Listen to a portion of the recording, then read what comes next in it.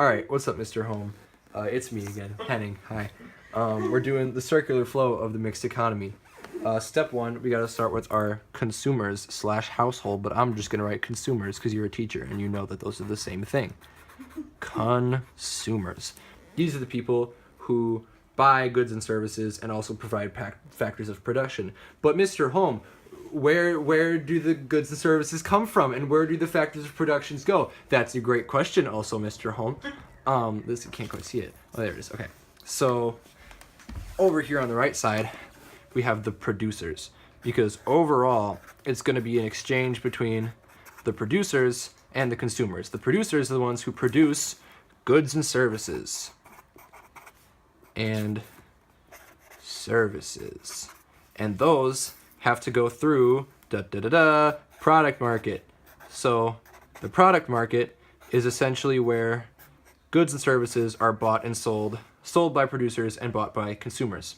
So the goods and services go to the product market from the producers, say like Apple sending something to Best Buy, and then Best Buy selling it to Mr. Home. So the goods and services make it all the way across from here to here. Goods and services. Bada bing.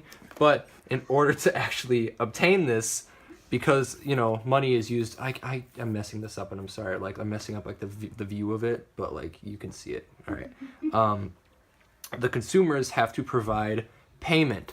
So they provide payment to the product market, aka Best Buy, and then that generates revenue from Best Buy all the way back to Apple. And that's how that little situation works. Then down here, we have the factor market. And the factor market is different from the product market in the sense that instead of goods and services being bought and sold, it's actually factors of production being exchanged. So consumers, because they need to be able to work in order to get, you know, the money to buy things from Best Buy and aka Apple, they have to provide factors of production to their job. So Mr. Home provides factors of production of I keep shuffling this around, I'm sorry. Production to Brookfield Central High School, which is the factor market, and then that's a bad example actually. Brookfield Central High School is not the factor market. Let's say Jack Miller provides to Best Buy, which is also the factor market here, because he works for Best Buy. And then Best Buy is producing the factors of production for Apple. So this way, they make it the whole way through, just like that.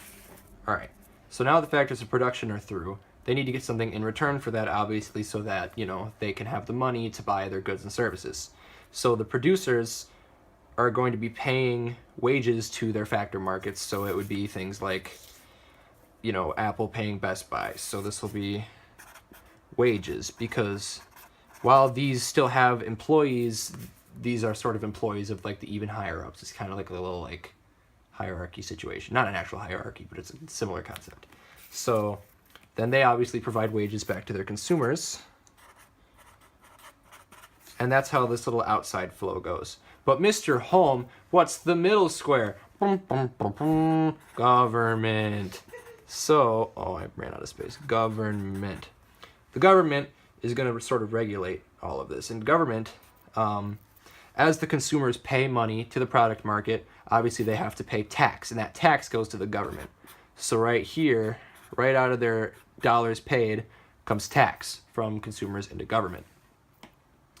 And the producers producing goods and services also need to get some of that to the government, you know, such as like police cars and even just like the pens that they use. Like the government needs to get these things because they obviously don't have their own little factories to build things. They need to get them from the producers themselves still.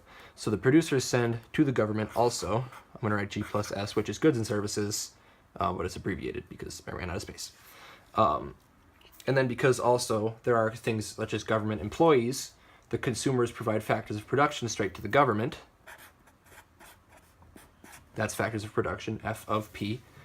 And then when the producers are paying wages to the factor market, they also have to pay tax to the government. So through all of that, that's how the government sort of gets their goods and services and their factors and productions, and how they get the money tax.